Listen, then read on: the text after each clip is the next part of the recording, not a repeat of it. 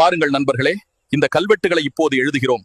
எதிர்காலத்தில் நம் ராஜ்யத்தை பற்றி நீங்கள் அனைவரும் அறிந்து கொள்ள இது மிகவும் பயனுள்ளதாக இருக்கும் என்று நம்புகிறோம். நான் சந்தோஷமா இருக்க வேண்டுமா அல்லது சோகமா இருக்க வேண்டுமா என்று தெரியவில்லை. என் ஆளை நான் மீண்டும் பார்ப்பேனா என்று தெரியவில்லை. அவர்கள் வெற்றியுடன் திரும்புவார்கள் என்று நம்புகிறேன். நண்பர்களே, பாருங்கள், நான் எப்போது என் மனைவியை மீண்டும் பார்ப்பேனோ தெரியவில்லை. ஏனென்றால் நான் நீண்ட தூரம் செல்வேன், ஒரு வெற்றி பயணத்தில். நண்பர்களே, பல நாள் கடற்பயணத்திற்கு பிறகு இறுதியாக இந்த நிலத்தை அடைந்து விட்டோம். உங்களில் சிலருக்கு தெரிந்திருக்கும், இது கடாரம் என்றும் அழைக்கப்படுகிறது. பாருங்க நண்பர்களே, நம் மகா பேரரசர் ராஜராஜ சோழன் இப்போது புகழின் களஞ்சியமாக கோயிலுக்குள் நுழைகிறார்.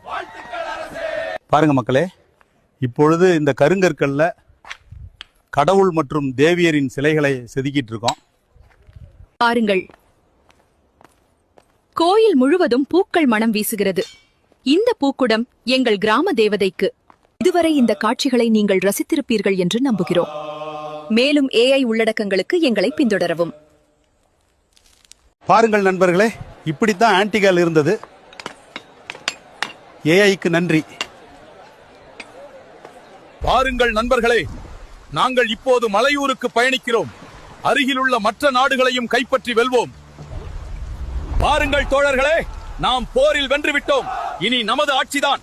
உடல் மண்ணுக்கு, உயிர் தமிழுக்கு. வெற்றிவேல், வீரவேல்.